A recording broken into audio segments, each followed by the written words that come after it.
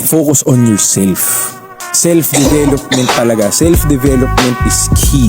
Hanggang kaduluduluhan din talaga dapat ginagawa mga zaman. Developing yourself. Lahat ng departments. As in lahat. Health, wealth, love, and happiness. As long as you work hard on those departments, magiging easier yung buhay mo sa departments. Kasi you already worked hard. So sinasabi ko lagi yun, work hard na ikaw na yung pumili or papahirapan ka ng buhay. Pili ka lang. Ikaw pipili na ilagay mo na yung sarili mo sa mahirap na sitwasyon o mag-antay ka na bigla kang papahirapan. Diba? So pahirapan mo yung sarili mo ngayon.